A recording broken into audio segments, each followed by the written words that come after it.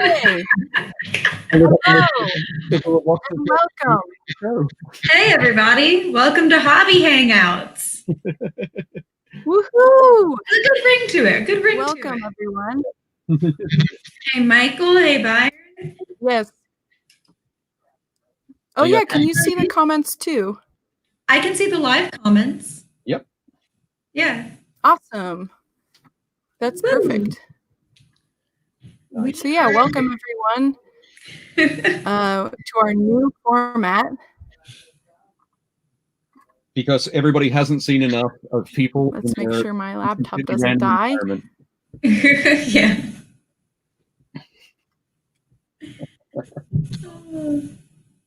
Awesome. Very true. Yes, so hello, Michael. Hello, Byron. Hello, Shiloh. Bernstein. Oh, hey, Shiloh. Hello, Brad. There's a lot of people. And Dave, Shrumpf. Everyone's there. And Josh. Josh has asked, why is Dave painting in a cave? Anything wrong with it? Just wondering. That's where we keep him when he's not actually at the studio. See those doors behind me? They are locked at all times. He's just in storage. Don't worry about it. It's cool. It's just where he stays. I hang out. This is my I mean, I've talked about it on the show before how like terribly got the enormous Leona icon. Sorry, I meant to do enormous Dave. Okay. There we go. So yeah, this is my these are the walls of my 107-year-old Baltimore row home. They're only so scary. Could you with the Dave? Would you put in a cave? Nice work, Dave. I'm not sure if I would actually, but sure. Yes.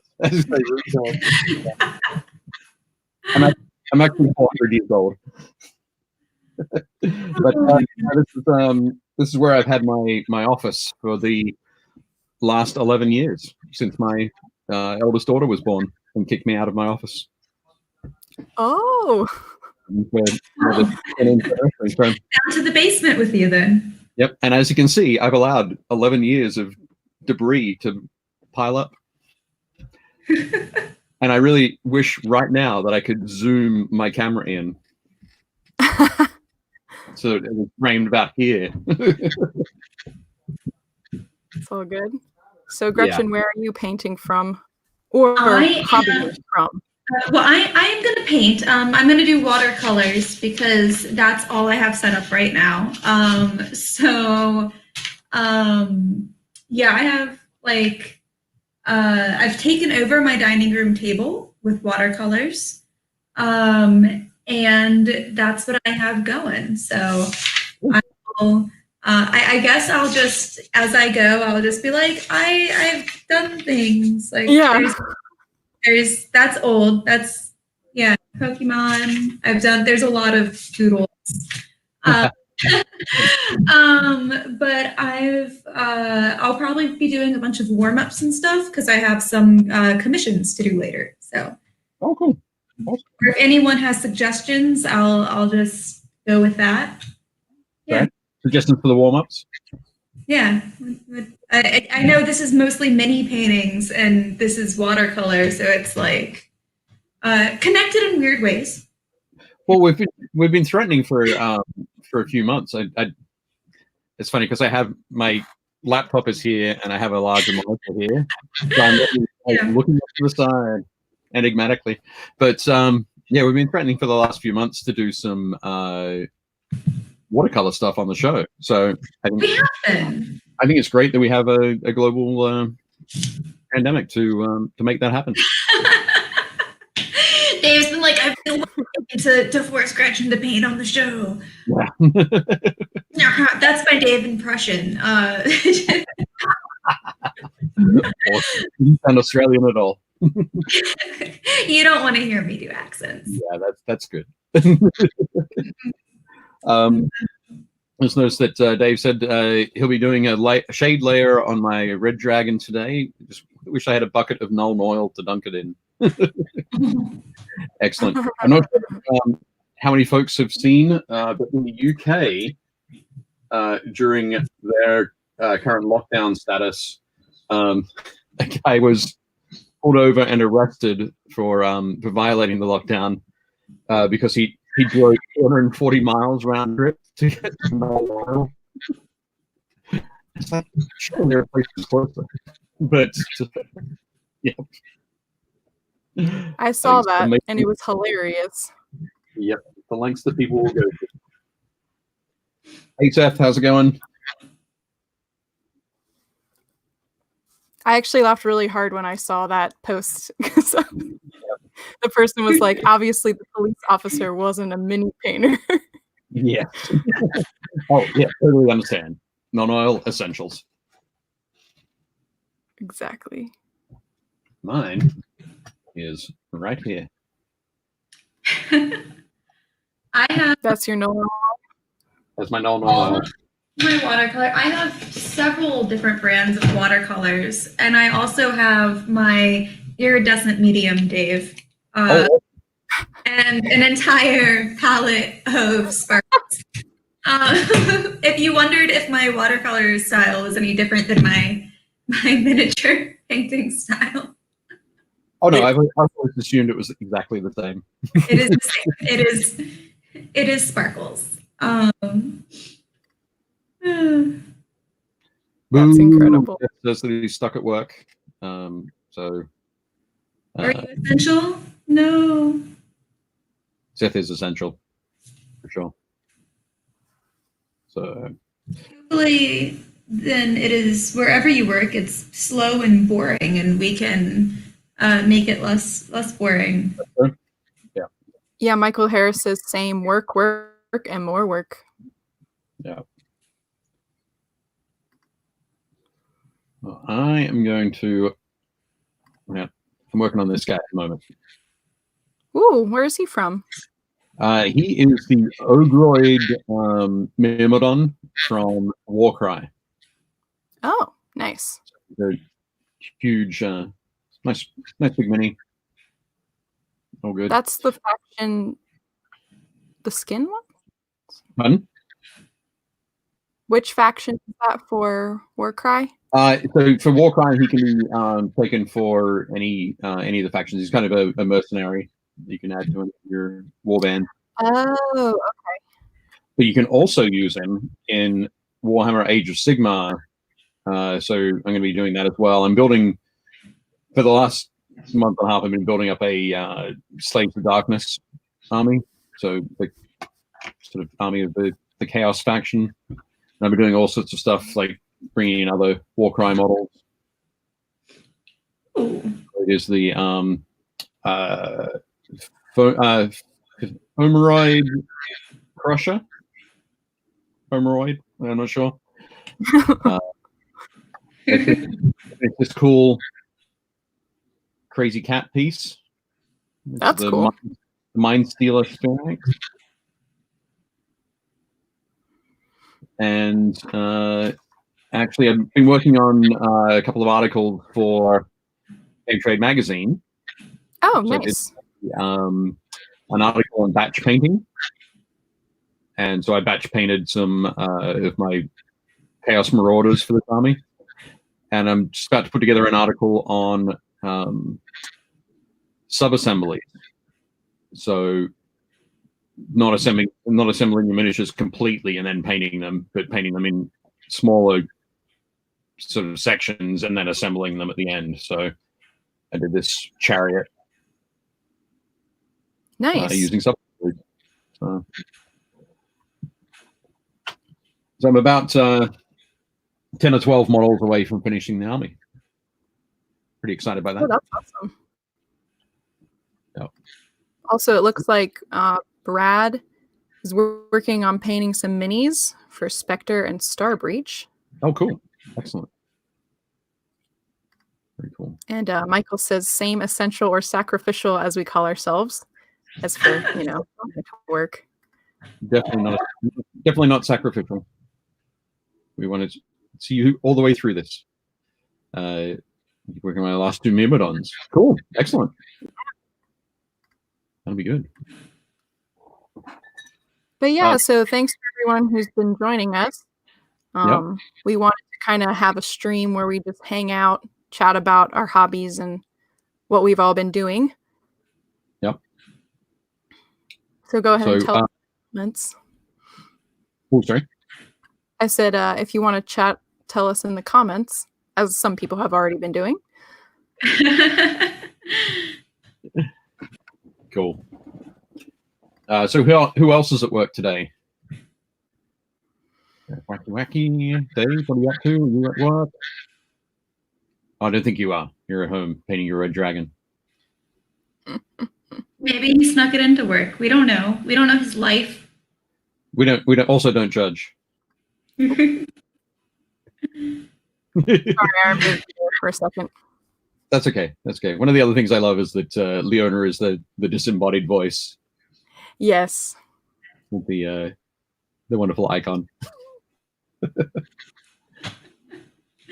Earlier on in the week, I had a whole bunch of Chaos Knights sort of lined up along here, so that whenever I was on a video call, oh, that's funny. It was like a row of things along there. It's yeah, I moved them out of the way. But excellent. Has I wonder if not commuting 12 hours every week gives me more time to paint. It certainly does. Distance to win. Yes, definitely distance learning for the win. Hey, Sean. Actually, Sean's an educator as well. Sean's a principal at a school in. Oh, I'm going to say Saskatchewan. Sean. Oh, Johnny's joined us. Leona has always been the disembodied voice of any happy little. This is yes. Byron has been my dream. Yeah, but no, we've just here in Maryland. We've just started distance learning at the beginning of this week. So my daughters have anywhere between 12 and 16 kind of 20-minute, half-hour video chats a week with their teachers, which is very cool. Sounds exciting and definitely does not make me miss teaching at all. So they have a homeroom in the morning, homeroom chat, and my 8-year-old's homeroom teacher kind of leads the chat once everything's sort of been discussed and gone through, and the kids just continue to chat for another 15 minutes, all shouting over each other and teaching each other how to use things like Zoom or Collaborate. It's fantastic. They probably miss each other too. Yeah, no, it's definitely good. It's been great for the kids to see their friends again, which is cool. So yes, Sean says Saskatchewan. Nailed it. Excellent. Always a terrible mistake. Wacky from YouTube says, I'm at home doing a paper for one of my classes. So yep. I think having fun. Yeah. It's definitely, obviously, we're all going through it in different ways, experiencing different things, and but I've been very impressed by the way that a lot of schools and educators have jumped on this really quickly and got a lot of stuff working. I think probably for university classes, for college classes, it might have been a bit easier because school might have originally been set up for online learning, but definitely for elementary schools, middle schools, high schools, it's been impressive to see that sort of dedication from teachers. Awesome. Yeah, it's been really cool. I've also noticed more people posting in the Painting Happy Little Minis group. Woo, that's fun. In posting, because I think people have a little bit more time to painting or spend taking photos of their minis and then posting them. Yep. Yeah, that's what Frankie says. I've been using this quarantine to try and catch up on my minis. Not a bad time. Now remember, it's never a pile of shame or a shelf of shame. It's always a basement of opportunity. But,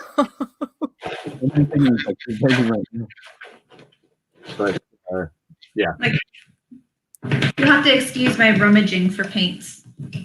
I have the Dave Taylor method of storing my watercolors.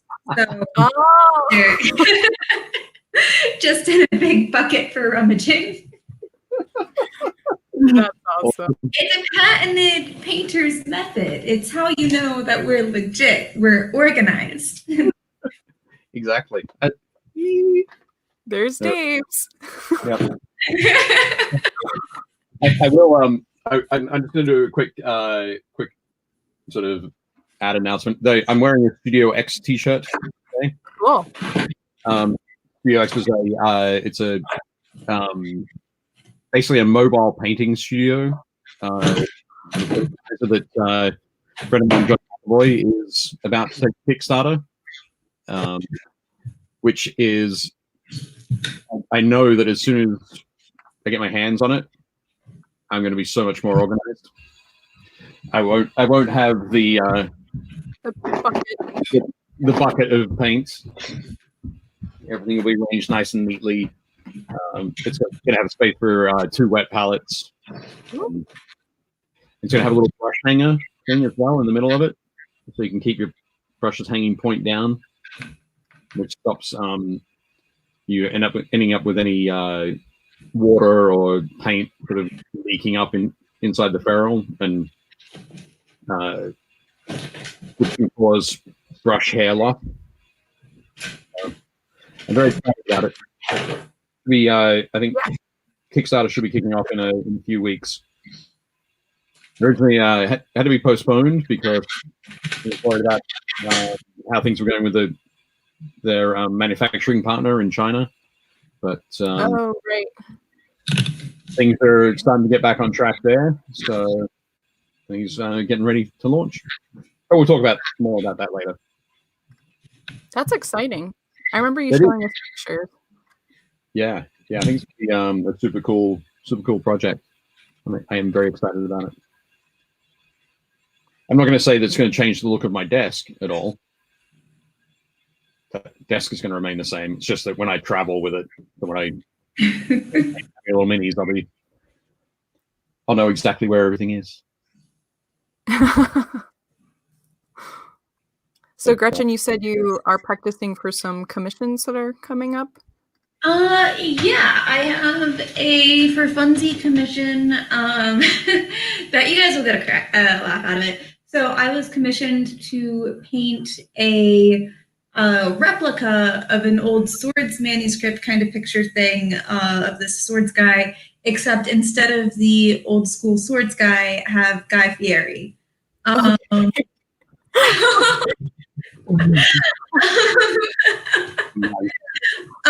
Because his name sounds so, it was a whole joke, and my one friend was like, can you paint this? And I was like, yeah, I'll paint it for you. And his wife was like, why? And I was like, because shenanigans. Yes. So that is what I am doing. I have a rough sketch done up, and I have the initials. So I have a very rough sketch kind of blocked out.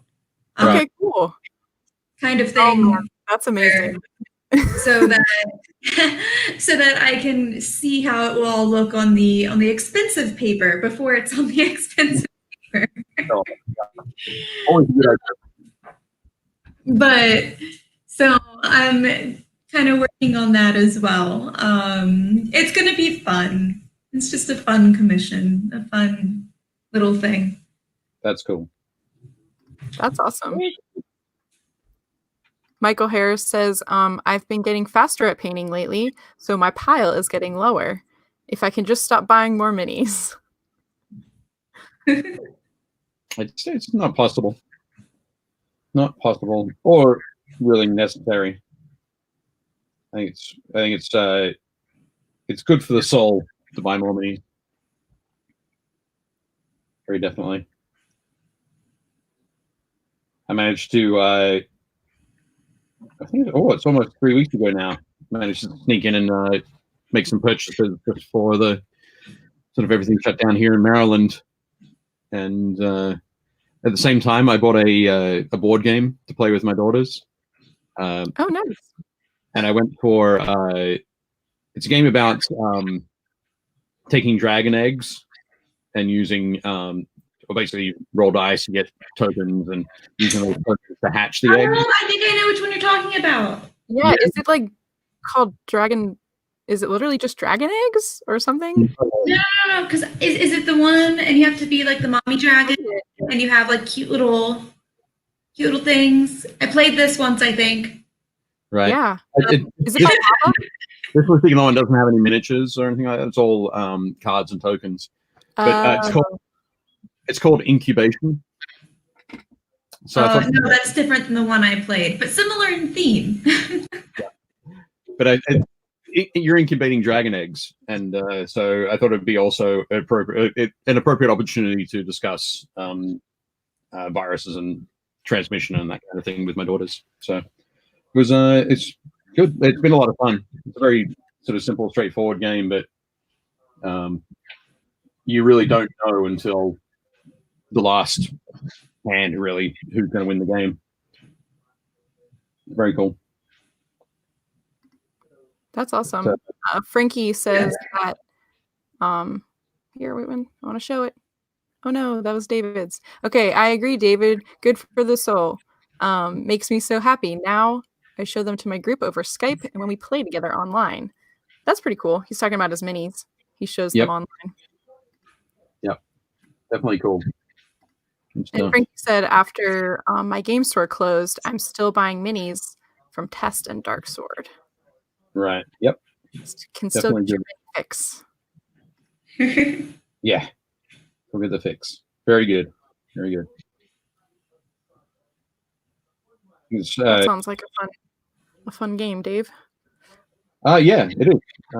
It's definitely a good one. It's a pretty straightforward one. But yeah, the girls have definitely enjoyed it. We've still played a little bit of Sushi Go Party as well. I love that. The one you suggested, Leona. Definitely good. Oh, Etsy. She was talking about Etsy. Right. Okay. Yep. Yeah, I figured. Cool. All right. So part of our Painting Happy Little Mini show, we always look at miniatures from the group. Would you guys like to take a gander at some ones? Oh, dang. No, of course we would. Of course we would.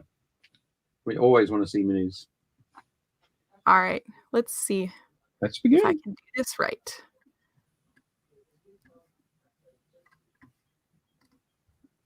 So, yeah, here we go. That kind of works. Yep. If I could just yeah.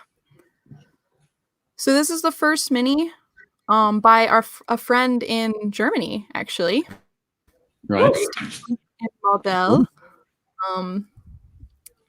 which is really cool. And it's one of the miniatures he painted. He builds Gaslands cars as well.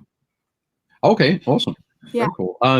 Yeah, I love the it's got obviously the wonderful classic steampunk stuff going on. The like the brass on the gun and that crazy mechanical arm is awesome. Goggles and top hat. Well, it's not a top hat. I'm not sure what type of hat is that. It looks. It's like a shorter top hat. I know there's a name. There's a name for the style, but I don't. I'm not savvy enough on those things. Yeah. But my favorite thing are the stripes on the pants. Striped pants are always. It can be really tough to get a nice consistent stripe, and they've done a great job here. So very exciting. Yeah, that's nice. Oh, Becky. Yeah. So I think these are. Ooh. Sorry about that. That's cool. That was me trying to zoom in, but I've kind of lost the picture.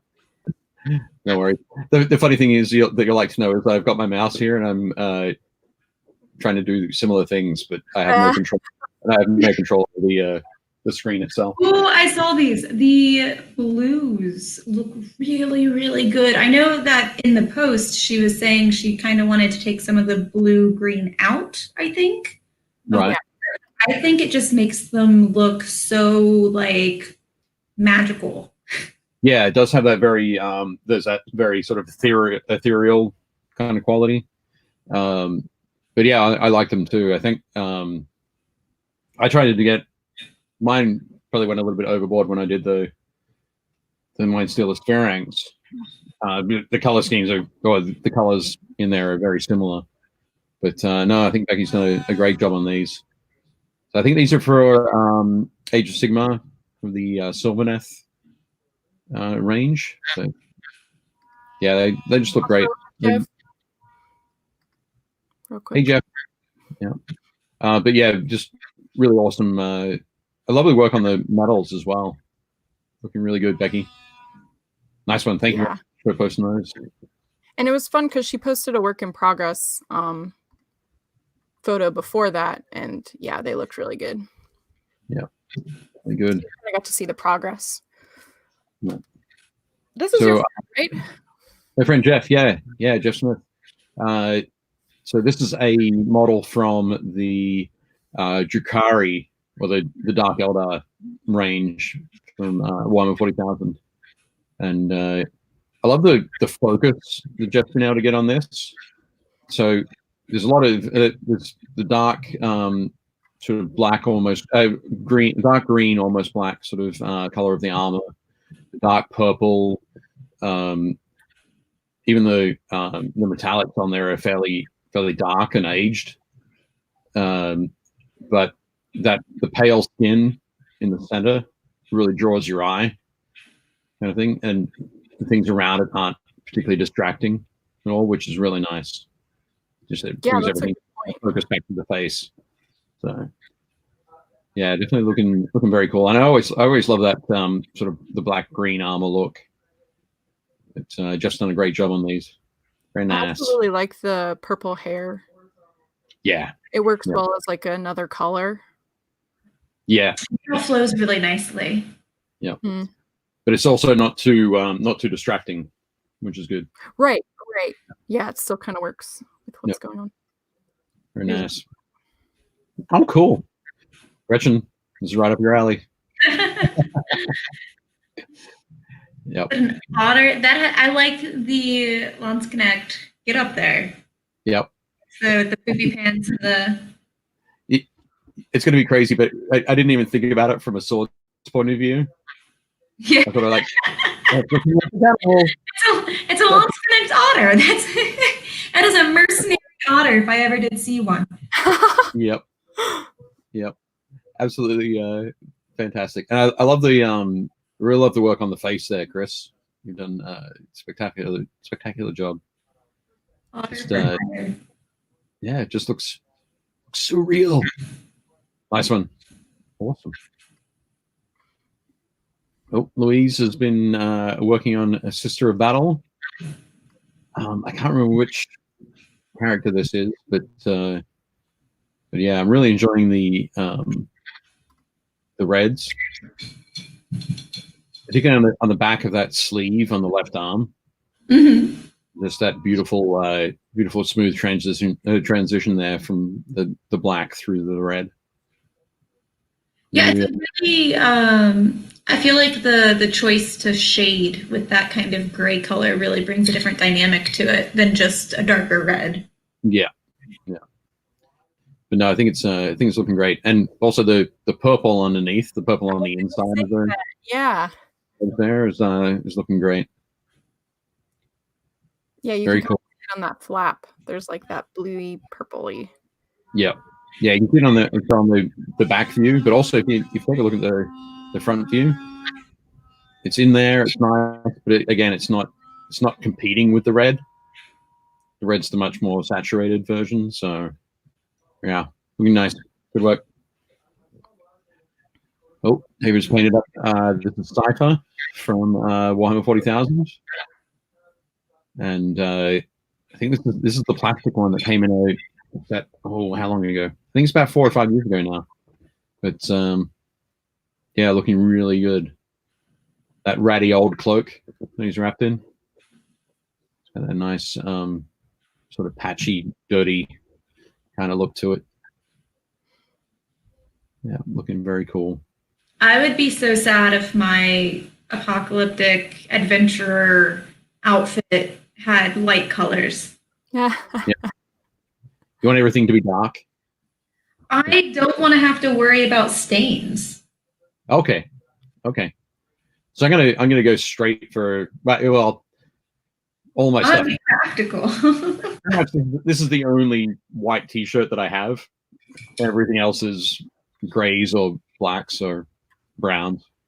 So even if I wanted to go with something light, it's not going to happen. But trust me, it'll all look stained pretty quickly. But yeah, no, nice work, Dave. Oh, cool. Also, Mel Bose says hello. Oh, hey, Mel. Hey! Hey. Look at that. I'm in his profile pic. How about that? Oh, wow. Yeah. I think it's because people joining from Facebook. Yep. Yep. Yep. Yeah, that's cool. Definitely. I know. But yeah, I'm not sure what the name of this vehicle is. Is anybody in the chat know? Saber? A Saber, did you say? Oh, that's me trying to do too many things at once. Oh, we can see it all. Who's coming up? Oh boy, I really messed that one up. Yep. Here we go. Go. Sorry. Not a problem. We're all learning. We're all learning, aren't we? I was trying to get the name for this thing, but I can't find it. It's fine. That's cool. But yeah, no, Chris has done a great job. Again, the all of the clone troopers that Chris has been doing with this really super vibrant blue have looked cool. It's really nice. Yeah. I think this just needs a little bit of carbon scoring on it.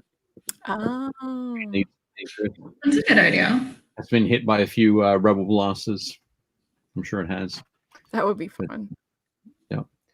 Obviously, if it was a rebel ship, he couldn't have any carbon scoring because the stormtroopers couldn't hit it.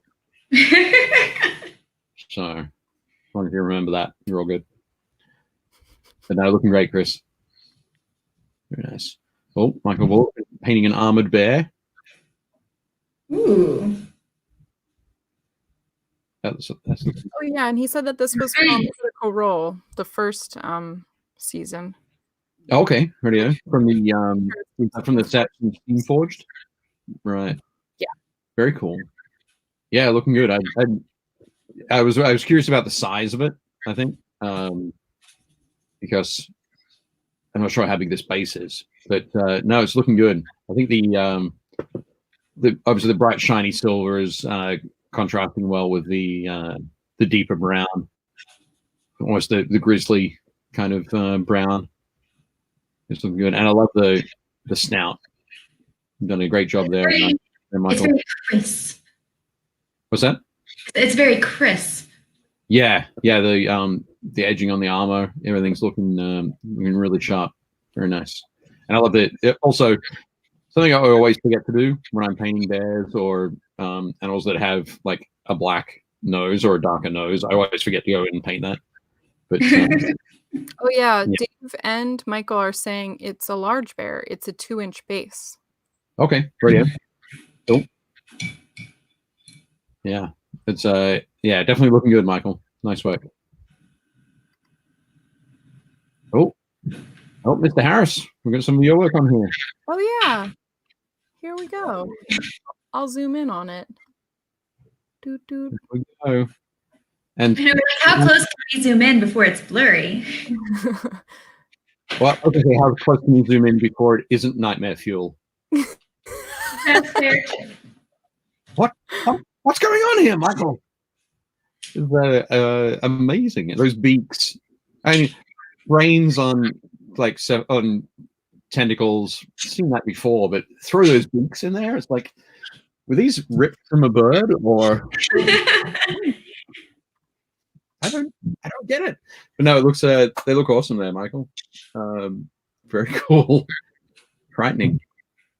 I wonder, are they brains or are they wigs, like powdered, like the old style? I think they're brains. Wigs. They're brains. Yeah. But no, they look fantastic, Michael. Nice work. Mark Maxwell. Oh, this is a long one. Oh, and Michael says it's 2 grells and an here and a octigo. An octigo? For a second there, I thought you were fail on trying to pronounce it. But, yeah. I cannot get this open. I have to switch colors, Gretchen. Switch colors. But yeah. Maybe. No. The Mark's posted up before. Gretchen, can I ask you to zoom in a little bit? What? Oh no, sorry, Leona. I meant I can zoom in. Sorry. I can come closer, but no. Okay, cool. I think it's the evil witch from Snow White. Okay, brilliant. It could be. But I think I just made that up. Well, I could believe you. We're just ready to believe you, Leona. You could be like, that's Susie, and we'd be like, yes. I think the armor or the sort of the headdress kind of thing, everything up around the shoulders, is giving me a very like War Machine vibe from Privateer Press. I wasn't sure if it was a Warcaster, but the rest of it doesn't really fit the rest the Warcaster or War Machine kind of look. But yeah, I'm curious to see what it is. But the shading on the gold behind the head, at the back of the collar there, combined with that sort of the deep red ruff, I guess, on the neck, is really popping that face. So that's very good. Yeah, definitely nice work there, Mark. But yeah, looking good, looking good. And sorry, to get back on that one, just because I always have to mention it when I see it. The purple and gold. Nice, nice color contrast there. Good work. And Brenda Brown. This is a cool and crazy barbarian who has taken a few. Well, I'm guessing that's a big orc head in her right hand and a few goblin heads hanging from her belt. 1, 2, 3 on her belt. Yep, that we can see. There might be more around behind underneath that cloak. No, definitely very cool. And I love the like the shape, the paint sort of across the eyes to give that sort of war paint / sort of really accentuate that barbarian look. A good choice. And of course, as somebody who has a little bit of a white streak in their hair, I totally approve of the white streak in this one. Nice work, Brenda.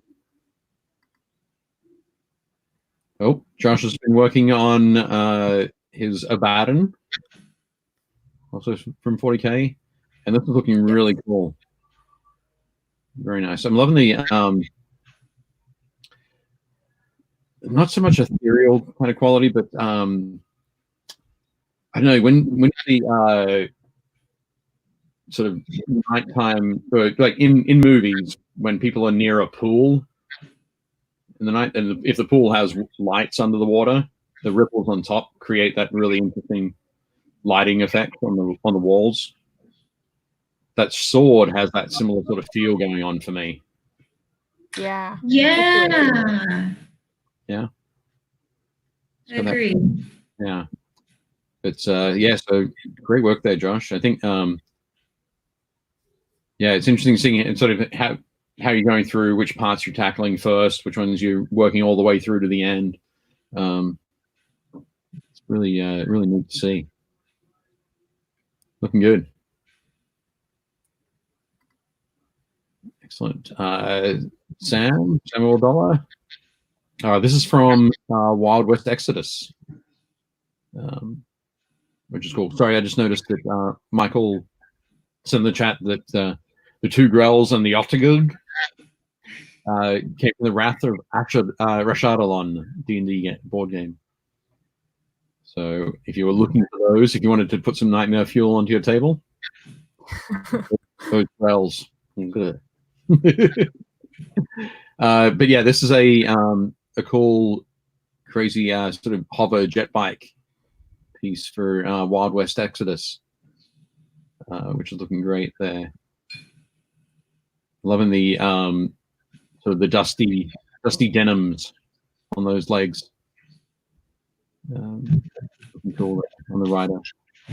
It's yeah, nice one. I think the work on the leather bag there, saddle bag basically, looking very cool too. Sam, nice one. So I thought we could take a moment to answer some questions. Sure. That I've pulled from the group that were about painting. Yep. So for those people watching, most people are already part of our mini painting group, but we do have a mini painting group called Painting Happy Little Minis that you can join, and that's where all of these photos have been taken from. And someone was asking about painting bruises on flesh. Right. Yep. They wanted to paint the pilot of their penitent engine with bruises around the shackles, but they weren't sure how. Right. It was David Bow. David Bow was the one who asked that question. Okay, cool. I think looking up what bruises look like first is going to be the best way to kind of know what colors you're going to be working with, and also knowing if you want fresh bruises, which kind of have a different look to them versus older bruises. Yeah, once you get older, you get into the yellows and the greens, that kind of look. The fresher ones are obviously your purples and deep reds. Also, something I'm talking about shackles around a wrist. Sometimes and sometimes we call them bruises, but they're not really bruises. It's a lot of chafing or scratching or just trauma to the skin and to the muscles and that sort of thing. I have one of the models I'm working on. I'm going to hold it up to the camera, but because of the way my lights are set up, we probably won't be able to see it. Up close there, around sort of on the back on his tricep, really.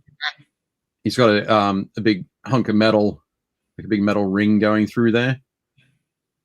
What I've used on this one is, after going for that sort of pale Caucasian skin on there, I actually just got some the contrast volupus pink.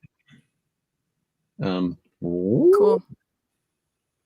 And put some of that out on my palette, thinned it down a little bit, and just with some water, and painted that around the edges of that bruise. So if I'm talking about a shackle here, it'd just be almost using it as a shade in where the skin and the shackle meet. So yeah, using a thin layer of that first, and then hitting it with a not as down layer, so a little bit closer around where those 2 points meet. But that'll show that great sort of the rubbing of a shackle against the skin. Nice. But, so if you don't have volupus pink, that's fine. If you have some like a darker red, like I've got burnt red, use that quite a bit. You could probably even mix some dark brown and a mid red to start to get that. Throw in a little bit of the flesh color or a little bit of white to get that sort of thing. You want something that's going to appear a bit darker and be a bit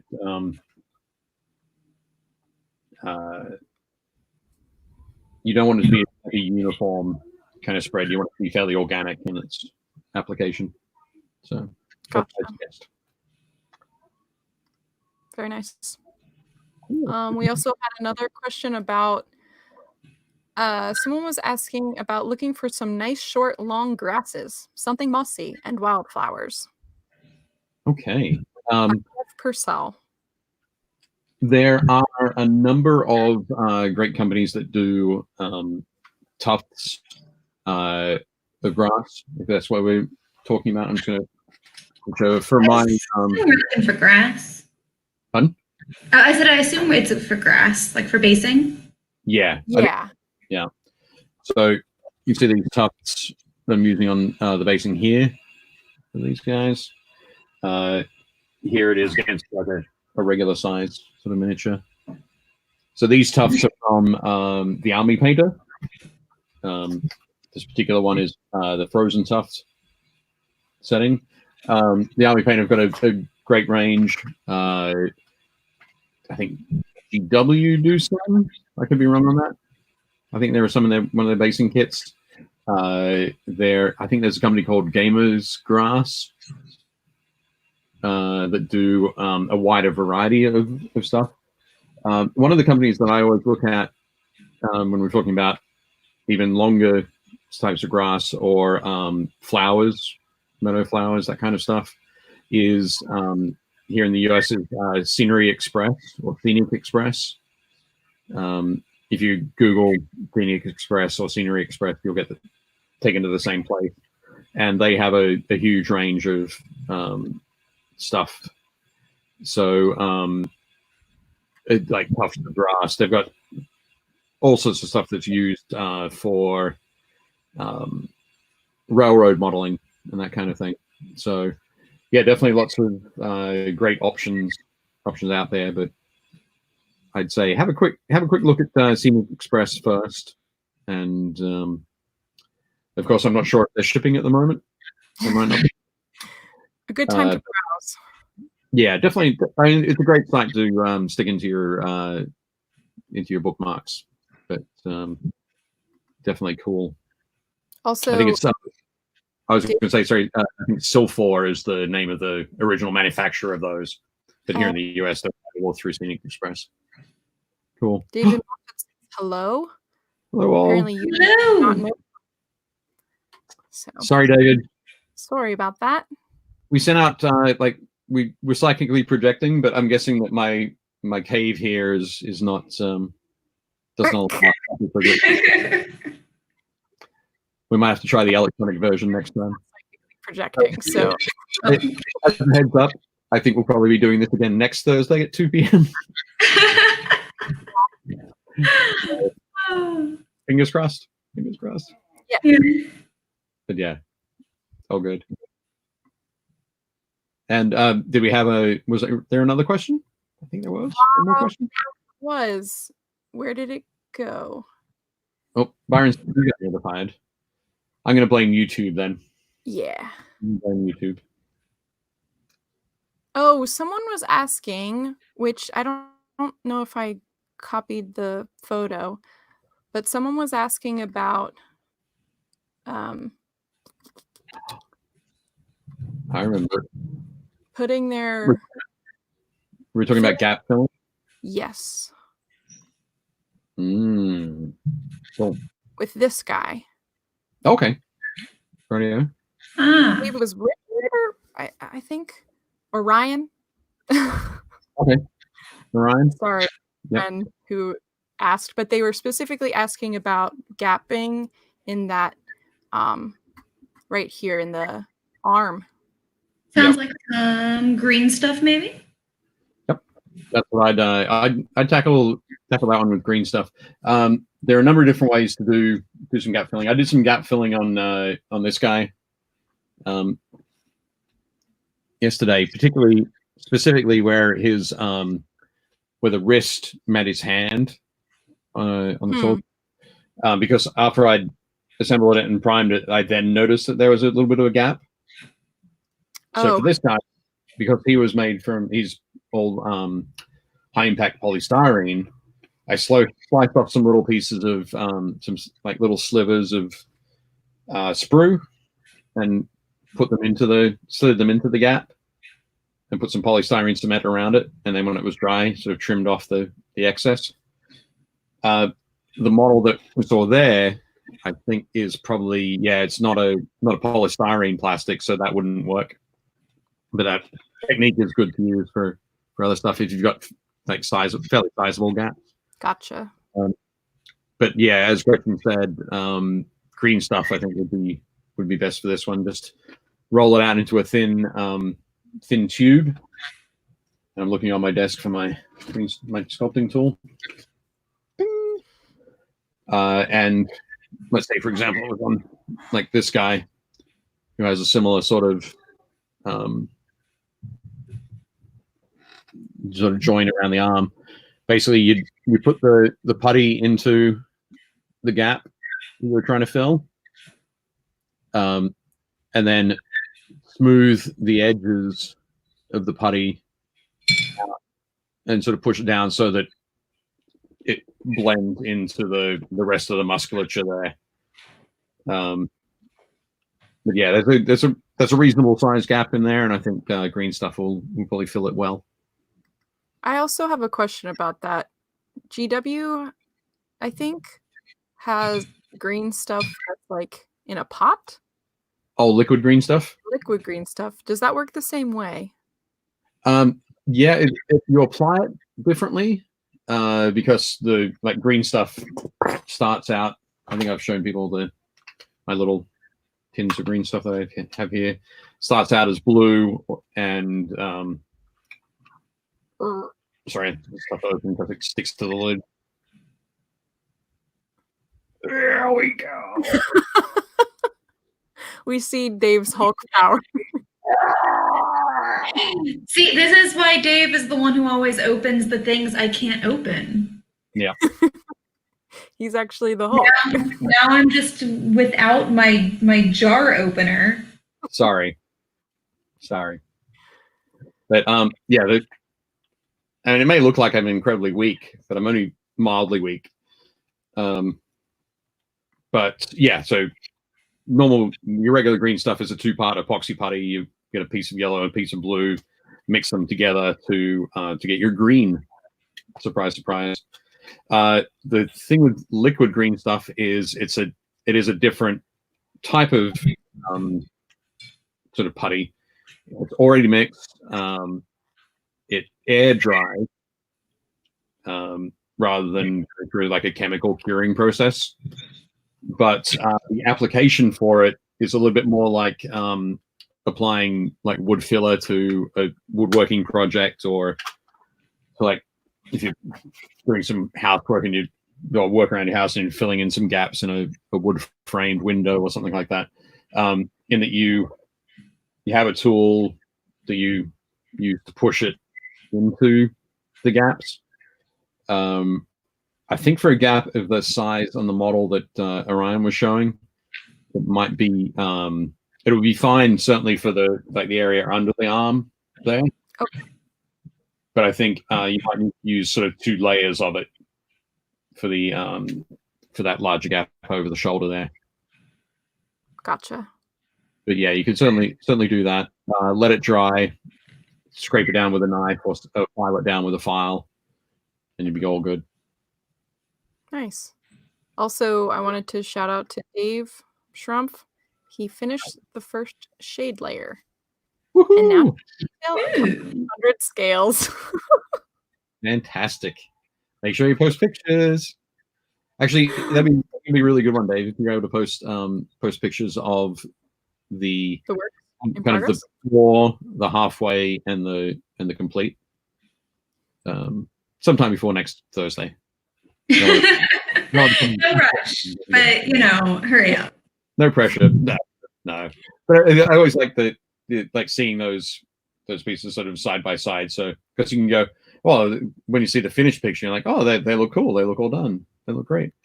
But knowing what you had to go through, the pain of all those hundreds of fails, I think it's a cool thing along the way. But yeah. You don't have to, of course, if you don't want to. It's totally up to you.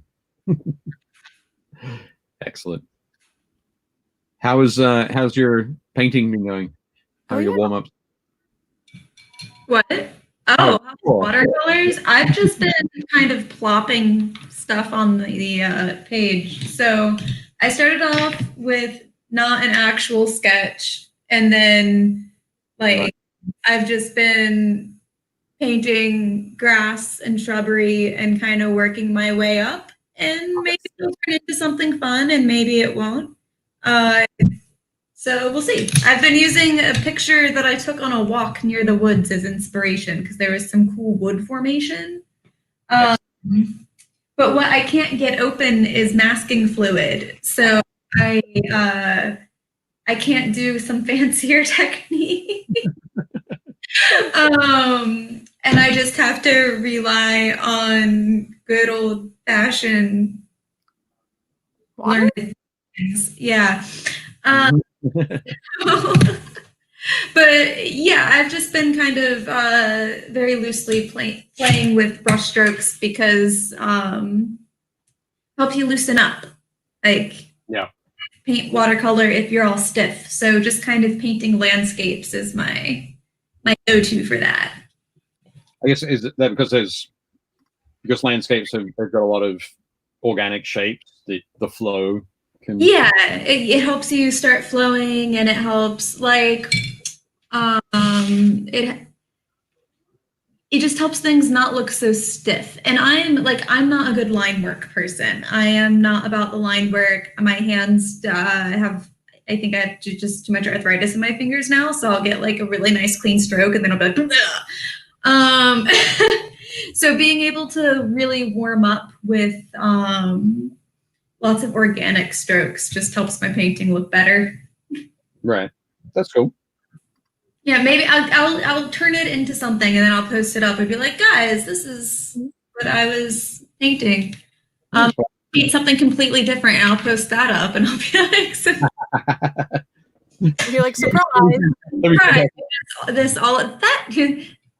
Post something entirely in red coloration and have people be like, that wasn't green. Yeah. We're expecting the landscape, the beautiful landscape from your walk, and we get a Martian landscape instead. Yeah, it'll be fun. We'll see what becomes of it. I'm just the equivalent of paint doodling, just kind of pressure painting. Excellent. That's cool. I don't have any actual goals going on right now. All right. Nice. Well, Leona, you've been doing some creative stuff as well. Now you're on the spot, Leona. Would you like to tell us about it? Sure. On my Instagram, I've been posting photography, like just inspired by different words. And it's a challenge that my sister and I put together to help us like just get outside, and really we're focusing a lot more on like composition, or at least I am, as opposed to having to like draw and like be creative with drawing. You can just be creative with like where you're putting things in the photography. Composition is really what we're working on. Right. So yeah. Excellent. And it's 24 days, and at that point that was as long as Maryland had scheduled to be closed. Right. I'm not sure. We might need to make another challenge.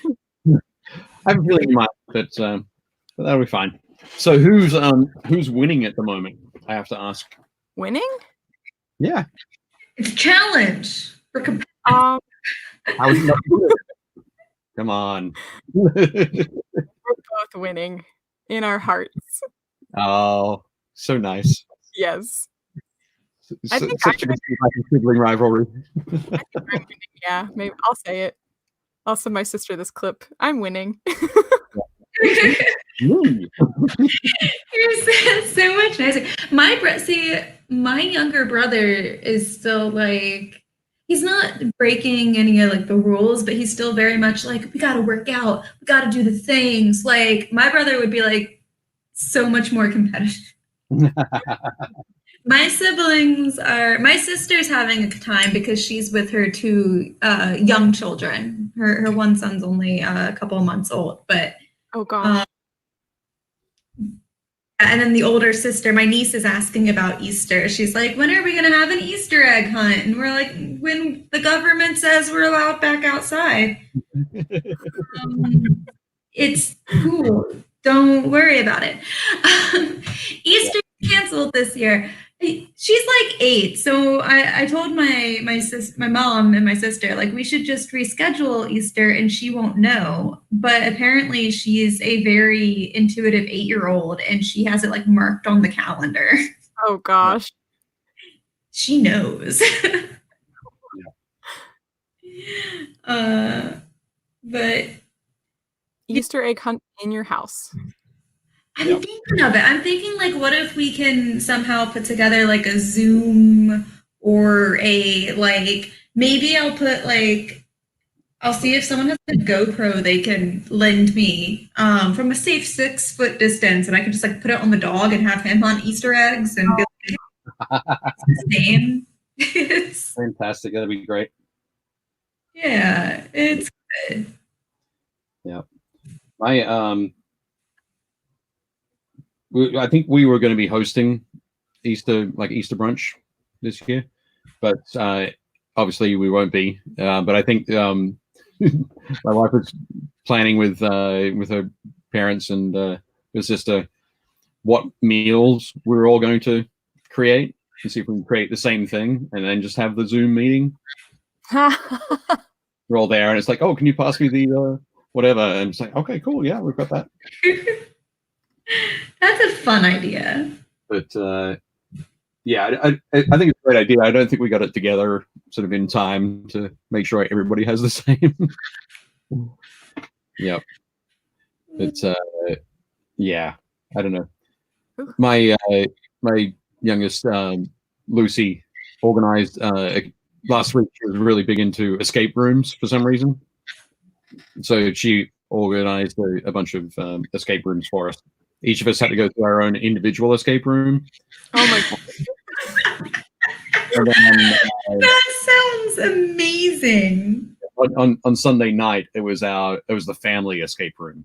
Oh. So basically, we all had to start. We started in all, like, the rest of us. Three of us were in the bathroom, and then my youngest. I wanted to make me an escape room. Shut the door. There was a code that we had to work out. There was just like a cipher, and we had to determine what the clue was, and then shout it through the door so we could be let out and go to the next stage.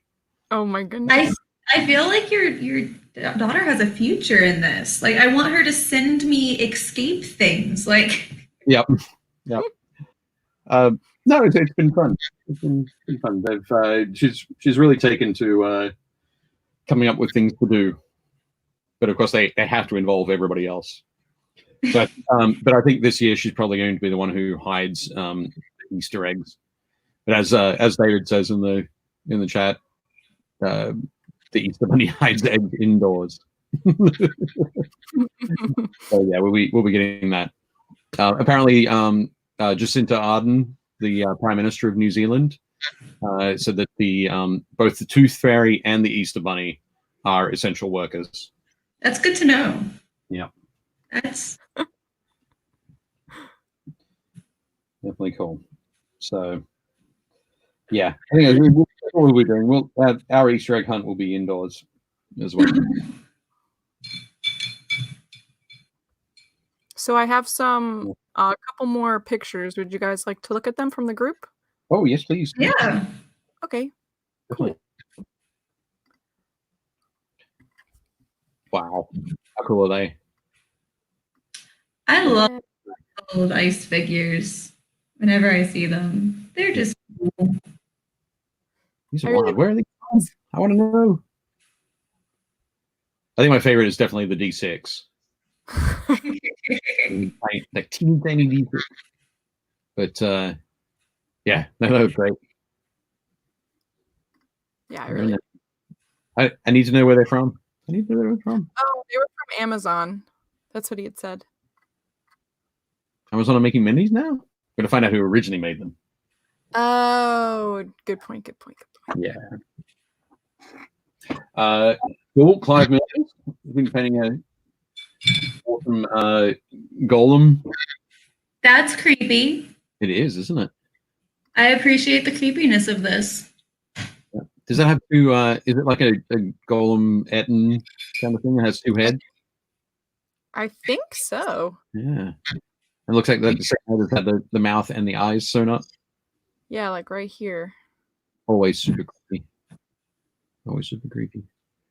But yeah, so when we were talking about the bruising before, and the trauma to the flesh, with a model like this, you can tackle it the way that Clive has, which is basically putting that wash around the stitching, around those edges where you're pulling those different separate parts of pieces of flesh together. And this is also another fun time when you can experiment with different flesh tones, all on the same model. Because obviously this beast has been put together from a variety of different bodies. It's yeah, looking cool. Nice work, Clive. By the way, both David and Michael said the dice adventures are from Reaper, Bones 4. Okay, cool. Excellent. They look neat. Oh, Jeff Purcell has been doing some 3D printing. Ooh. And, yeah, check those out. I love the that little pop of purple on the shields. It's very cool. And nice shading on the armor too, Jeff. Neat there. Excellent. Yeah, Seth confirms they're from Reaper. It's Cool. fine. I just didn't know. Excellent. Oh, Kevin look, sent a worm. purple worm. Cool. It looks like it's on the base, ready to be based, and have some other bits and pieces attached to that. But yeah, looking good. I think my favorite part, actually, it's kind of weird. It's not the purple, and it's not the underbelly. It's the texture along the edge where those two colors meet. I'm really enjoying That's a good texture, yeah. Yeah, just that little tinge of that like black green kind of in it. But yeah, so I'm definitely liking that. Nice one, Kevin. Good work. Hooray! Carl. Carl's been. Yeah, I think. Ooh, the painting on that base, that kind of lava color. Oh yeah, it's nice and super bright. But is this a Reaper miniature? Asking my Reaper aficionados in the chat. But yeah, definitely looks cool. And again, purple and gold in there. The way that the purple, gold, and silver are all working almost makes the red like a neutral color. So I think it's really interesting that because the red isn't, even though it's the largest surface area, it's not the most dominant color. Yeah, it is. So, but yeah, no, I think it's looking really good there, Carl. I'm loving the texture, the way you treated the texture inside the wings as well. Looking great. That's. Oh, Mike Becker's been painting up some Empire. Oh, and Michael confirms that was, yes, another Reaper. The Reaper. Cool. Excellent. Thank you, Michael. Yeah, Mike Becker's been painting up some Empire, some old Empire models. Actually, I think these not the ones in the center, like not the guy with the eye patch or the drum or the banner bearer there. But I think the others are all from a board game from the early 90s or the mid 90s, like a Milton Bradley board game that they would have done with Games Workshop. Oh, interesting. Yeah, so there were some plastic sort of miniatures, but they weren't part of the Games Workshop range at the time, kind of thing. But look, bit of a shout out to Mike. Mike went into was hospitalized a couple of days ago with some respiratory issues. Oh my goodness. Yesterday test came back not COVID-19. Well, that's good. He is being discharged today. So. Oh, good. Good. Yep. Very cool to more. Mike be back home. No. So yeah, looking great, Mike. Nice work. Yeah. Oh, fantastic. Mushroom people. Just a lot of little mushroom people. Yeah. I like all the different colors for their caps, though. Yeah. Yeah. I think.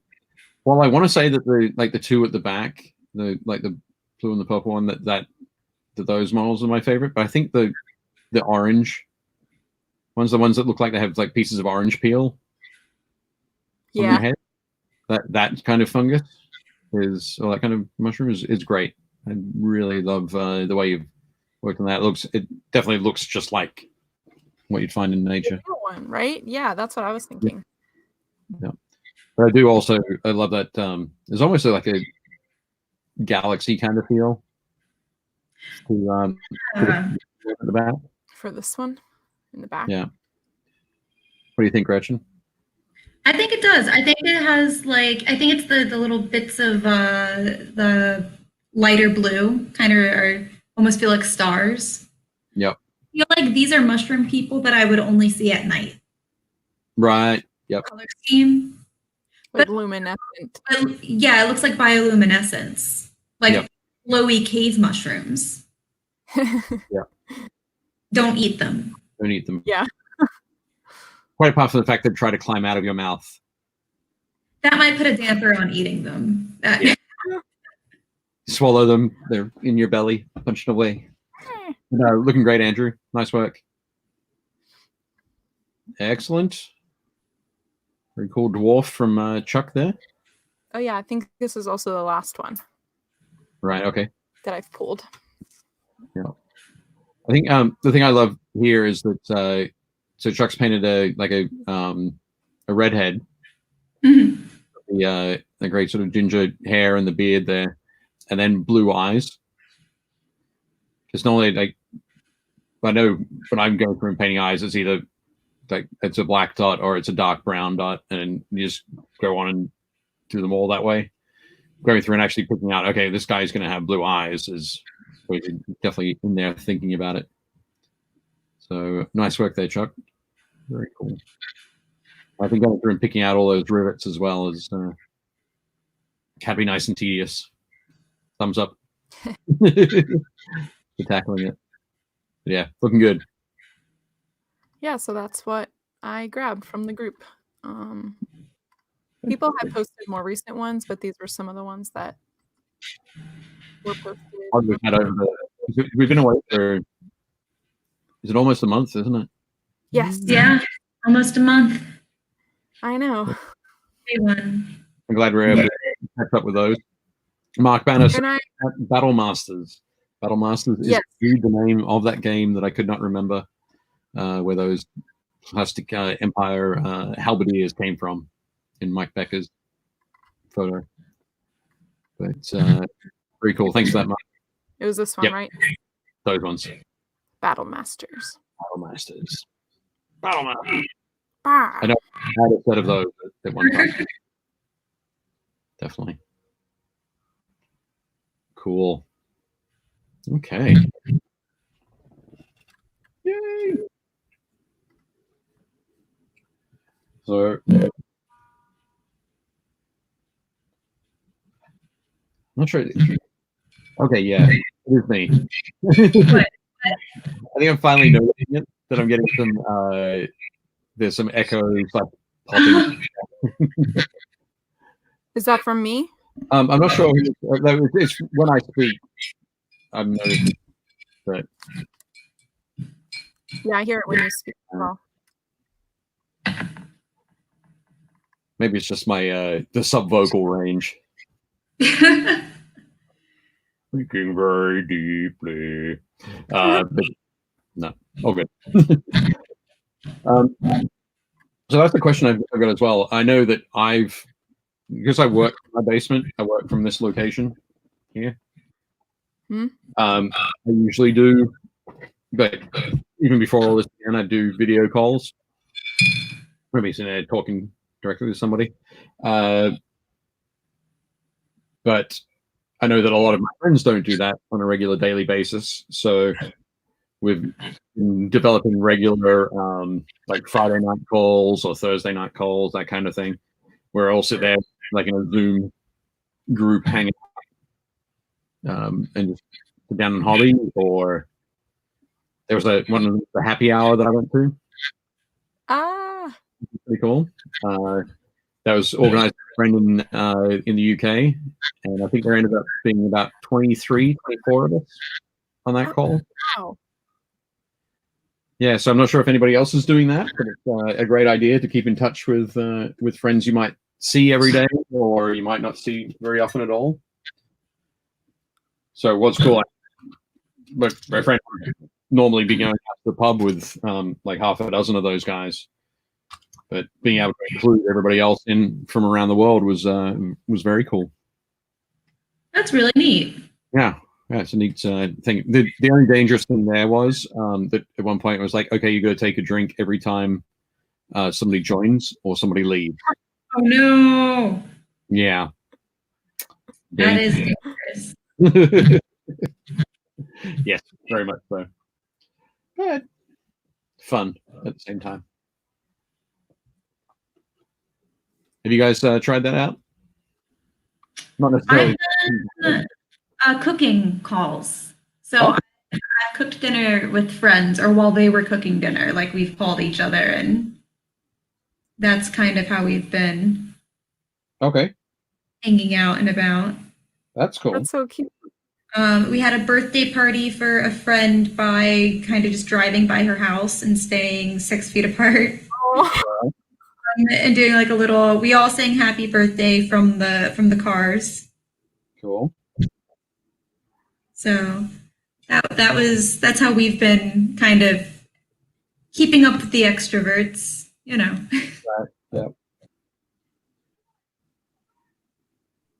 Yeah, I think it's well. I guess I can ask you directly the question, Gretchen. Has it been tougher? Has it been hard as the local extrovert? I feel like it's been. I get bored, but I also like, because I'm extroverted, I'm not really afraid to contact people. So I've just been kind of glued to like the computer area. So I'm just always like calling people over Facebook, or you know, reaching out and being like, hey guys, you know, I'm bored, entertain me. What's going on? So yeah, like I haven't been having, I think occasionally if there's like just no one around, it gets very boring, and but then I just like grab the dog and go for a walk or something, I guess. Like, you know. Right. You need to sign up for Lucy's escape room. I do. That's obviously what I need to do, is just sign up for Lucy's escape room. Yeah, I'll have to do I have to see if we can work out a way for her to do one online. You know, like a group. You have to escape the Zoom meeting. Right.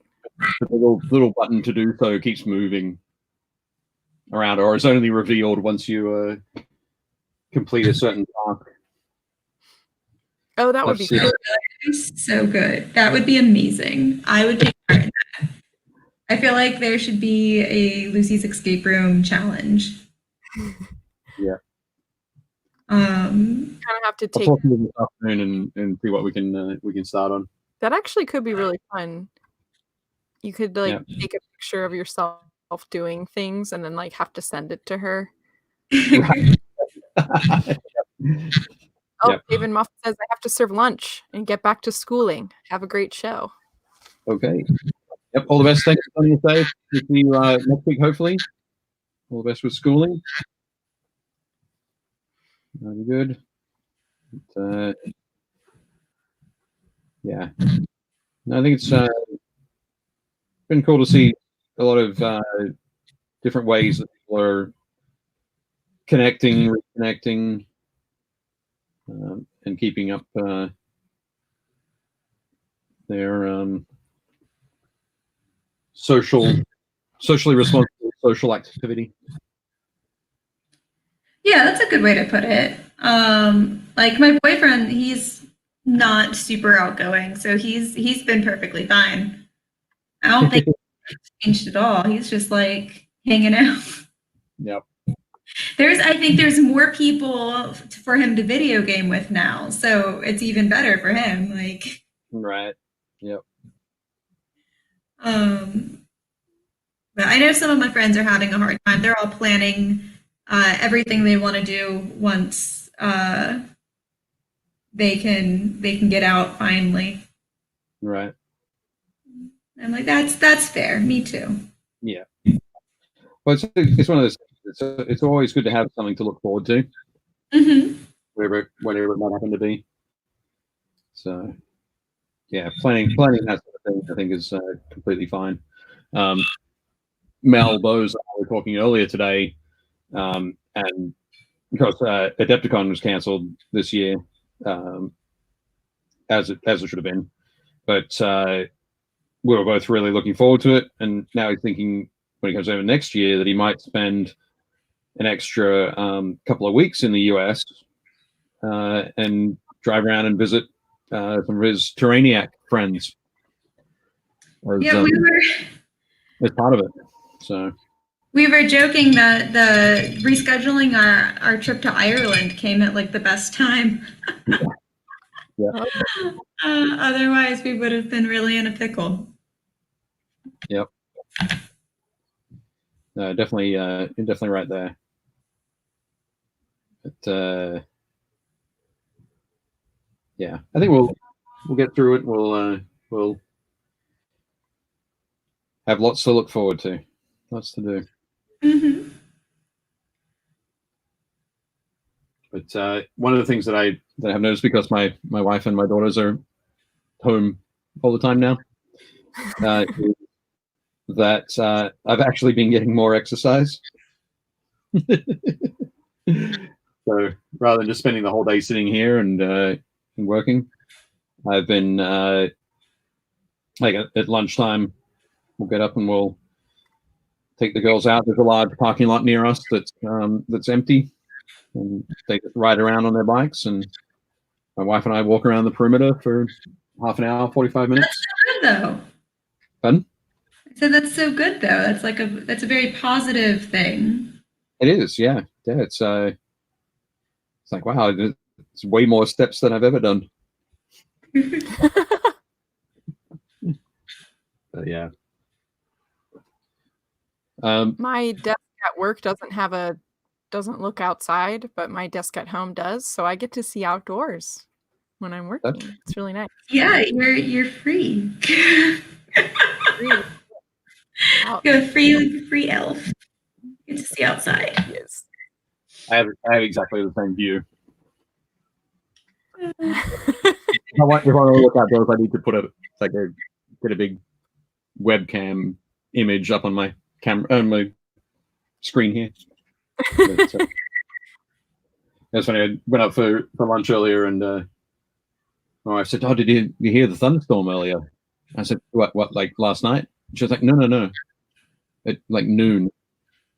I'm like, nope, sorry. Oh. It's down in my basement. Bunker. Yep.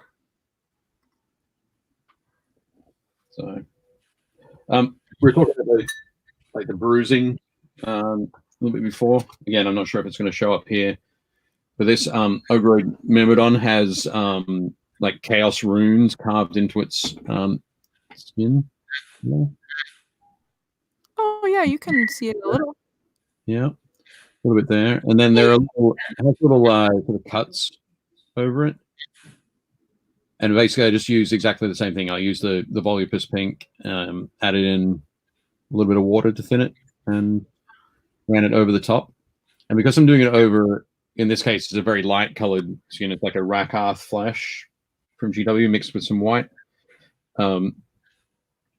Just thinning it down, and you just put a thin sort of layer over the sculpted scars there. It just sits in exactly the right spot and tints the top of the scar a little bit. So definitely worth trying that out. Yeah, maybe you can pop them up in the group. Yeah, I'll do that definitely. Some examples of that. I've just been painting graphs. The thing more grass. There's more. There's Oh, nice. Excellent. there you go. There's some light. I can kind of bring the light closer. Ish. We can see it. There's like you have to wait for things to dry. Yep. Unlike miniature painting, so I can only be like, this is doable. So you're saying that for half of this, you've just been pretending to paint? I've been painting different parts of things. Okay. It depends on where on the it's not even canvas. It's just, it's the cheap watercolor paint. So it really just depends on what's dry. Right. And parts of it I think are dry and aren't. So I'll just end up like accidentally making something happen that shouldn't. But that's why it's called a warm-up. Yeah. Warm-up paintings are important for that reason. Cool.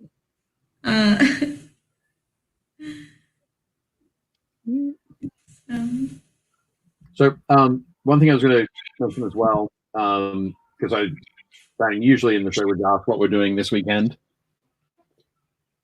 and now that we all know what everybody's doing this weekend. This weekend, I'm actually going to be attending an online convention. Oh, that's cool. Yeah. So there's a cool podcast called Paint All the Minis, where the guy who runs it, Dan, interviews people from the toy soldier, the wargaming, tabletop gaming industry, and the idea is that the podcast gives you something to listen to while you're at your painting desk. But he is organized an online convention, so it's Paint All the Minis online convention, or PatmaCon. And it's all being done on Discord. So Cool. you're sort of setting up a Discord server and a whole bunch of channels. And I'm hosting a channel called the Entrepreneur Valley. So I've invited 5 people from the tabletop wargaming, 5 one-man companies to join me in that channel and talk about their games and their minis and that kind of thing. Very cool. Is that that we could post in the group? Yeah, definitely. I'll post something this afternoon. For sure. Cool.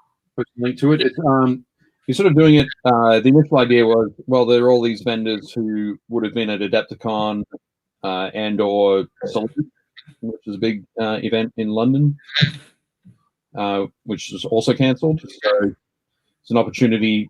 So there would have been about total of 11,000 people going to both of those shows. Right.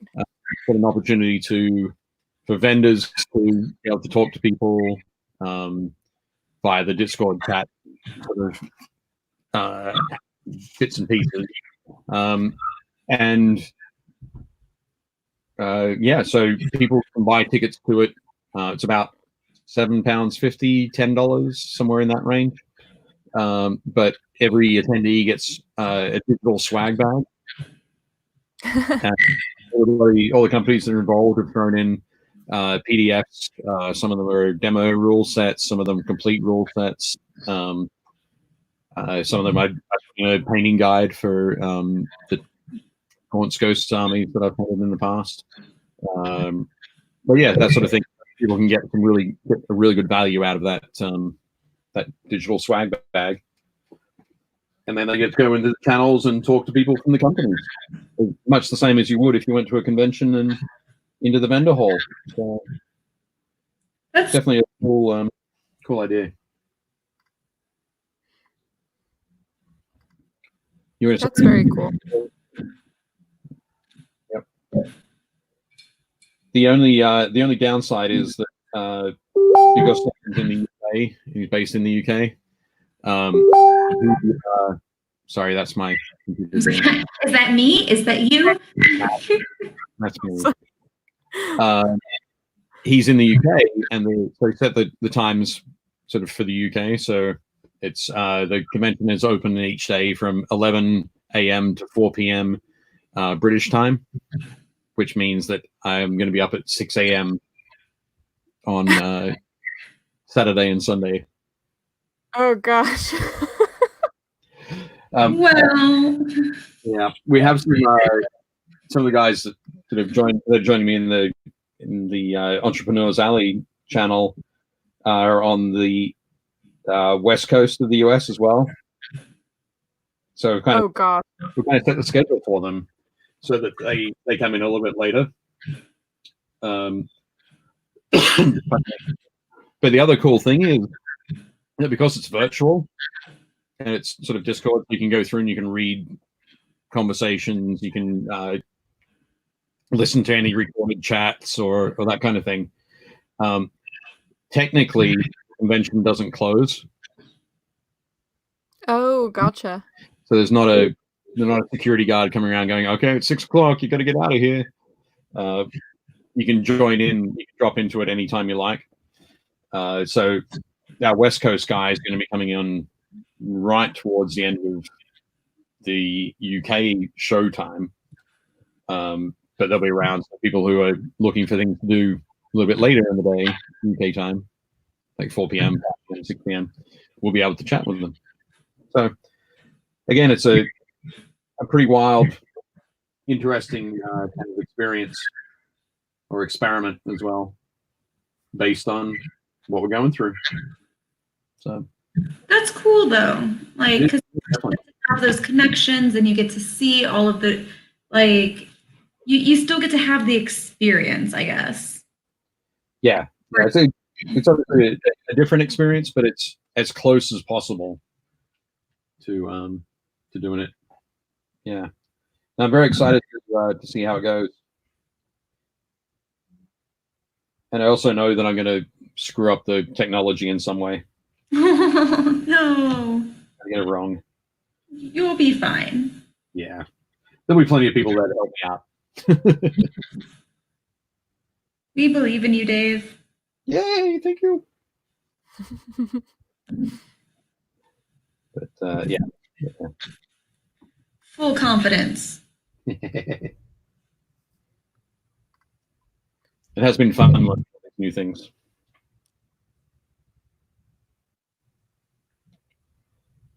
I guess that has been fun for you, Leona, as well, working out how to put all this together. Yeah, it's a new experience. Yeah, it's been very different than our normal every day. Also, Clive Mills just says hello. He just joined. Hey! Cool. I can put that up there. And but yeah, I hope to kind of get a better feeling of, you know, what this can be. Maybe I'll get myself a webcam. Yeah. You'll be visible. You'll have to pull the was it the tool time thing where he's behind the fence the entire Oh, it's like obscured. Yeah, what Dave's doing. Yeah. Behind the paint. Yep. The whole time. That would be funny. You definitely have to do that. But yeah, I agree with you, Dave. It's been interesting just to see different things that people are trying and new things, like especially on the board game side, people have been trying a Steam platform called Tabletop Simulator, and you can play a lot of different board games through that. I actually was playing Settlers of Catan with my brother and his wife. Just this past weekend, which was really fun. So we get on a conference call and just like play the game. Right. It's very similar to the game. Yep. I think I saw something flick by in my Facebook feed the other day saying that 40K, so Warhammer 40,000 from Games Workshop, released on a mod for Tabletop Simulator. so you can play that now as well. So Oh, that's awesome. yeah, and there are the Perry twins, Michael and Alan Perry. They're a couple of great miniature sculptors in the UK. They're huge gamers, big fans of gaming. I'm pretty sure if Michael worked out, or didn't work out, just did a very basic set up a video call on his phone, and had his phone on a little stand that he could put on the gaming table. Okay, yeah. And played a game against a friend. Like, his friend was like 100 miles away, didn't have a table or the miniatures, but basically, like, He played beginning of the return, so you do a video walkthrough. Like, here's the terrain, here's where your troops are assembled. What orders do you want to give them, kind of thing. That's really cool. Yeah, definitely just another idea, another way to approach it. Yeah, AEG, a publisher, Alderac, has been doing like live streams where they play one of their games, which is it's not bingo. It's called Tiny Towns, but it like works kind of like bingo, where you can call out. We played that one before. Yeah, I don't know if you remember. Yeah, I do. You can play it with people. Yeah. Yeah, so they've been basically, you call out the cards and then you put on your own thing, and they've been doing that every day. So that's kind of cool. Also, Clive Mills says that I should go for the 1970 no TV, TV no service images for my face. Right. Yeah. And I'm playing a lot of. Oh, this is a test. Yeah. Right. Exactly. This test on Roll20. Yeah, Roll20 is a great platform. If people are into RPGs. Oh yeah, sent me a thing about Muppets. I still want that to be. I want that to be a Muppet adventure so bad. Right? It was like a Muppet race. Yeah, there was a thing going around where it was a Muppet race for D&D, so that you could have a Muppet as your character. And I still think that a D&D show where it's just a bunch of Muppets playing D&D would be amazing. I think that would be hilarious. It's just a bunch of Muppets, me DMing, and occasionally Dave. Well, how amazing would it be if you know how, like, see things where there are things where, like, real life people playing, and then it'll cut to some animation of their characters, or it'll cut to something else. But it's like the Muppets of our characters. Well, no, if you have Muppets playing, but then it cuts to real life. Ooh, that would be fun too. Real life filming. I'm not sure what the word. What's the term I'm trying to look for here? I can't remember. But yeah, you have actors playing the characters. So it's kind of the reverse thing. So yeah, that would be funny. Yeah, I think it'd be great. I really just think Muppets and D&D belong together. Truly, my heart. And I could see like Animal playing a barbarian. Oh my god. that in the live action is the word I was looking for. That in the live action version, like, it was played by Arnold Schwarzenegger. Oh my gosh. Imagine that. How awesome would that be? That would be so great. Fantastic. Jenny Toro on Twitch says, now this is going to be a good episode. Cool marble walls. If only it was marble. No, this is stacked stone with a layer of plaster over it that's been whitewashed. I have a feeling the last time it was whitewashed was in the 1920s. Oh my gosh. So yeah, but it's told. One day, Oh yeah. One day I'll have. I think when I said earlier in the show that I've been down in this basement, like with my desk here, painting desk, my work desk, that kind of thing, since 2009, when my eldest daughter was born. So I think when she goes off to college, and I get to like take her room back over by moving my office back to her room, then we can actually finish this basement. And oh my goodness! Like put drywall over the top of these. Lovely stuff.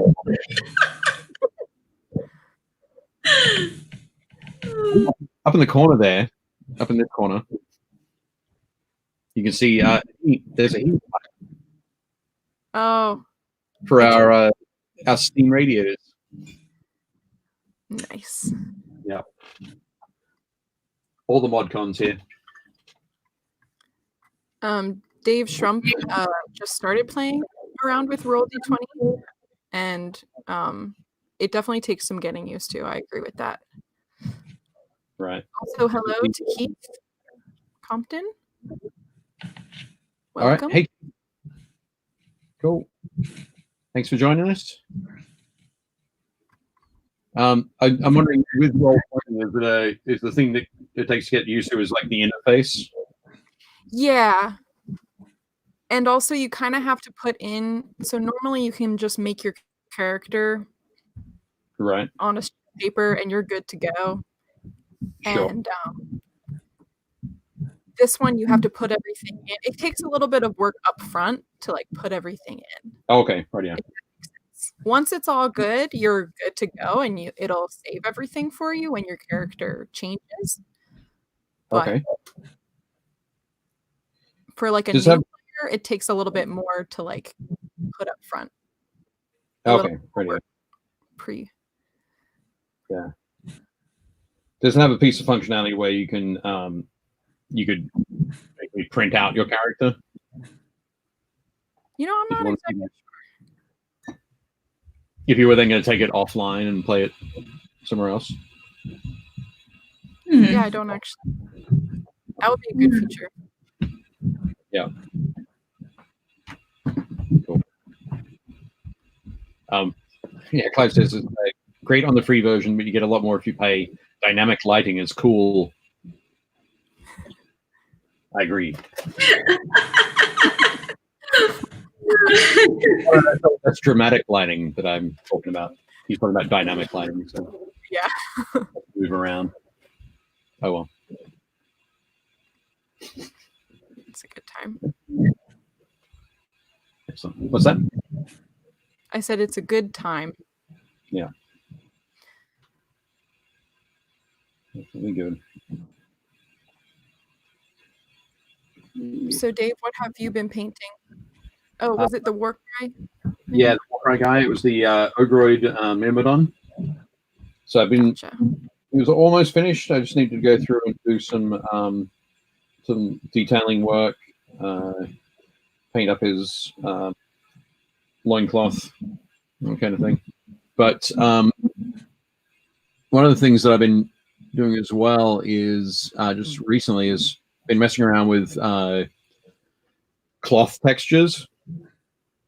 So in the past, I've messed around with textures for metallics, for leathers and that kind of thing, but I haven't really played with cloth textures. Allergies. Yeah, I haven't really played around with cloth textures too much, so I'm doing that now. And by that I mean that when I get up to the higher highlight stages on cloth, like on cloaks and that kind of thing. Let's see if I might be able to see it on this. But rather than going for like a smooth highlight at the end there, I go for like a little crosshatch kind of line. Can't quite. Gotcha. But I'll take some photos and pop it up in the group. So I'm going to experiment with that a little bit more and just so there's a different feel from like a red cloak to red skin to armor that's painted red, to get that different kind of feel through it. So I think sometimes it's very easy to paint every texture, every surface in the same kind of approach. Just nice to be able to break it up and give a bit more of a realistic look and feel. So that's what I've been. That's cool. I think Keith said he's been painting up some Marvel Crisis Protocol. Right. House Party Protocol. Nice. And Jonatoro has started painting some oath-marked dwarves and humans. Pretty cool. They released the book early. Yeah, that was talking about conventions being canceled. That was due to be released at Salute, which would have been not this weekend coming, but the weekend after. So it's nice that they have put that out digitally a little bit early. That's cool. Nice. Yep. I mentioned Pat McCon earlier, the author of that game, Joe McCulloch, who was also the author of Frostgrave. Oh, right. We've had him in the studio, actually. I think. Yes. Yep. Was that last year? Around this time? I think it probably was. Yeah, I think it might have been. Yeah, Joe's going to be at Pat McCon as well. I say at Pat McCon, which means he's going to be in his house, in his house, talking with folks around the world about Frostgrave and Oak, which will be very cool. But yeah, Janitoro, I've seen those, particularly the Oathmark dwarves I've seen, and they definitely look like very cool. Mess around with those at some stage.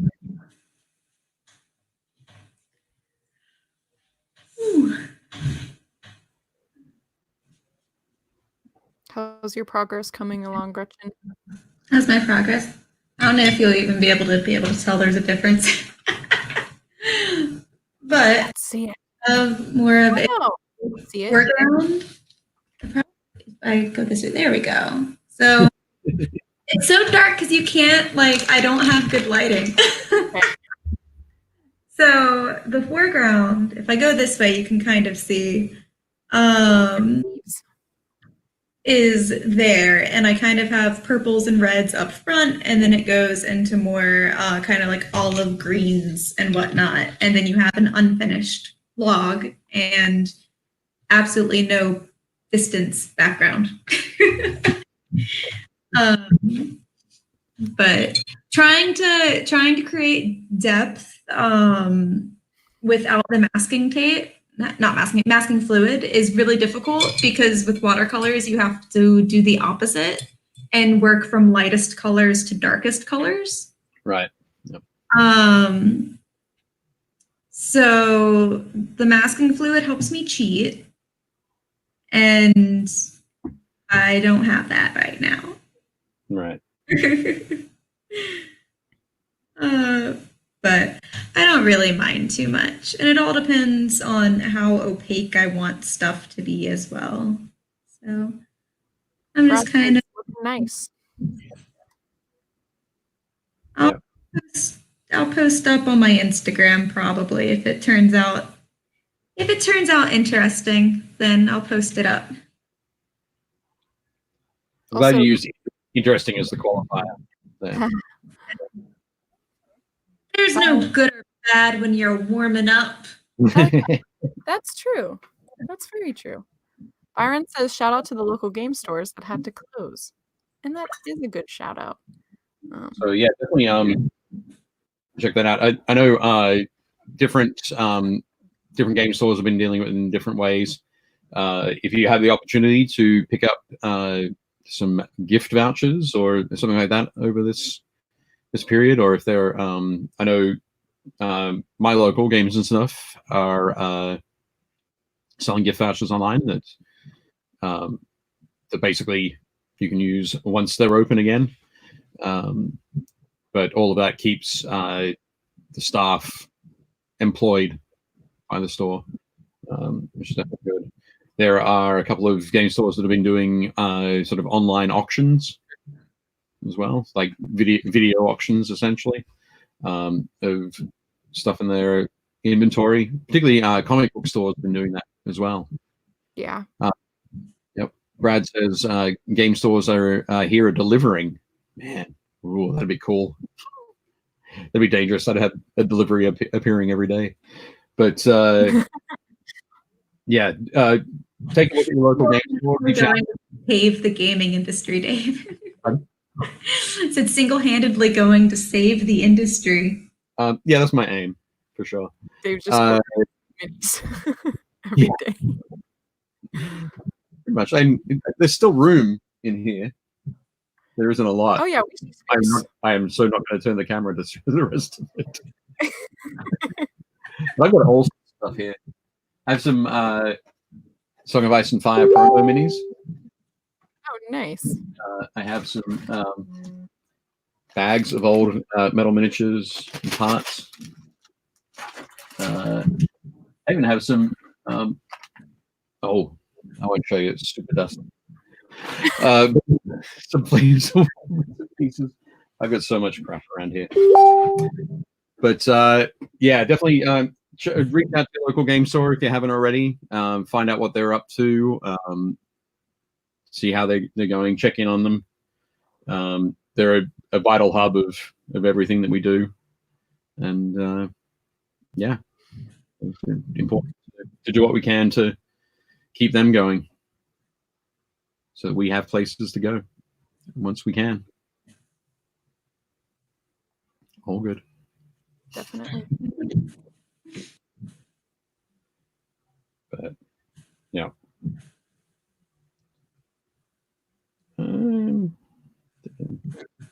Oh, Brian wants to know. Byron, sorry, wants to know, Gretchen, are you going to play the Godzilla magic? The Godzilla is like Magic the Gathering? Is that what you're talking about? I don't know. I don't know what this is. What is Godzilla / magic? Godzilla magic? Godzilla magic. I don't. What is that? He only knocks down wizard towers. 6 days. What's that? 6 days ago, Godzilla monsters are coming to. It says, yeah. Byron says Magic yes. Godzilla / magic. So fun fact, I never learned how to play Magic the Gathering. Oh. I had several friends who did play it, and several friends who thought that college parties would be the best place to teach me how to play. But it turns out, in fact, college parties are not the best place to teach anyone anything. Oh. Where else can you learn kickstands? So I did not, in fact, learn how to play Magic the Gathering. I learned some very other interesting things, but not that. Right.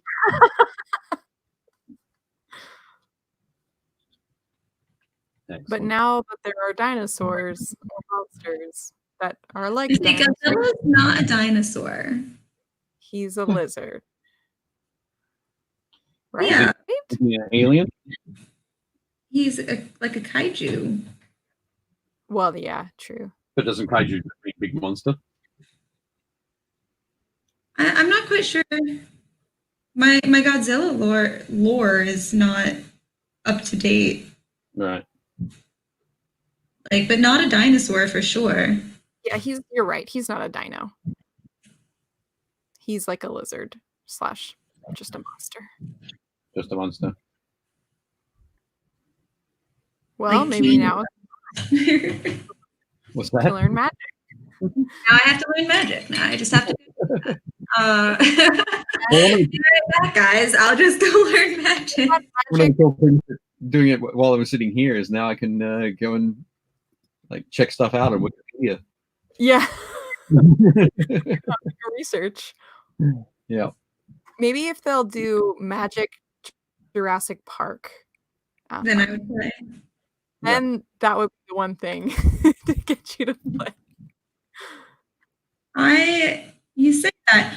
So I used to run a Yu-Gi-Oh club for the kiddos in the school I used to teach at. I was a paraeducator, and I was one of their teacher sponsors, so they could have what they called the strategy club, because there's strategy in Yu-Gi-Oh. Right. And I was gifted. So I kind of used to know how to play at one point back when Yu-Gi-Oh first came out as a card game. It's changed since then. I was unaware. And so when I went back to learn, it was completely different. And the kids, of course, made fun of me, but I was gifted a dinosaur deck. So I do in fact have a dinosaur deck for Yu-Gi-Oh that I don't know how to use, but I have it. And it's a magical deck. It has all of the heart and soul of a third grader in there. Those cards were hand picked. I got it for Christmas. He made it for me. Awesome. But yeah, those were fun times. I loved hanging out with the Yu-Gi-Oh club. They were the best. They were good kids. And they liked to tell me whenever they won tournaments, they would come back. And this one kid, he was a 5th grader, and he won a tournament against like 16-year-olds. So he came in thinking he was hot stuff. He was like, "Yes, Miss Settle, let me tell you." And I was like, "All right, Kevin, like, what's up? What's going on?" And this kid was like, "Oh, I beat the 16-year-olds. Like, I won a prize. I did this whole thing. Miss Settle, do you know how I did this?" And I was like, "Well, how, Kevin?" And he goes, "I memorized all of the cards in my heart." He was card counting. He didn't know that's what. But he to know the probabilities. So he had memorized his entire deck and was using all of the stuff. Like wow. But he was so proud. I was like, "You really are using the heart of the cards. You are." Like, you did it. I'm not sure what that's supposed to mean. Do this at the 52 card deck. I should have just been like, here's the other way you could have go about this. But no, and you know what? He's still out there winning. It's been like 5 years. He would be the 16-year-old now. He's out there. Kudos, right. Kevin, wherever you are. Memorizing decks. Yes. Using the heart of the cards. That's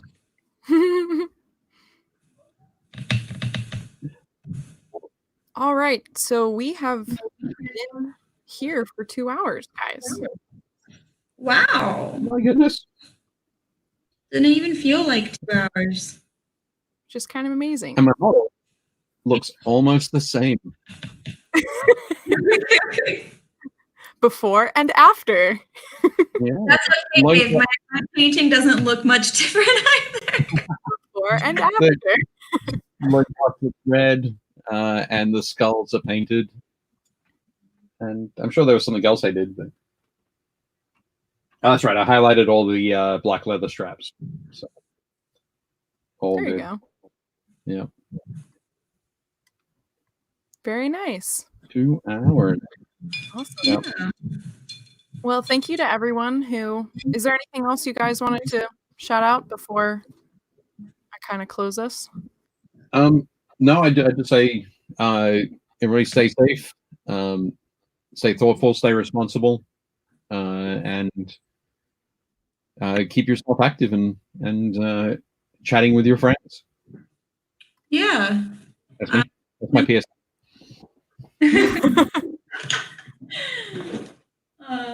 This was fun. This is nice. This is a very relaxing. We're usually pretty chill. This itself was also very relaxing. Yep. I dig around in my box of things. Yeah. Next time I'll have like half completed things, so it actually looks fun. Or I'll just have an actual miniature. I'm excited to see the Guy Fieri piece in progress. Yeah, that I should be able to. Well, that'll probably be done in a day or so. Oh, then I definitely want to see it. Yeah, but it'll be posted up, I'm sure. Cool. Because it's funny. It's kind of one of those for funsies kind of things. And it's been a chuckle to be able to paint. Is the best way to go about that one. Yeah. Which is good because we need a chuckle. We all need a chuckle right now. Yeah. But yeah. Yeah, so again, thank you for everyone who's been watching and commenting. Byron, Brad, Michael, Genitoro, other people who I've missed, Dave, Trump, things like that. Thank you guys so much for watching and joining us. We will be back next Thursday. And we will be back to hang out some more, talk about the different things we've been working on, and a little minis group. That's where I grabbed all the miniatures from. I don't know if you heard that. Join the miniatures group. Are we gonna look at some more and keep posting. On Facebook. Yes, that's on Facebook. We're not looking at any more minis now, but there's plenty of there to look at, honestly, that I didn't post. So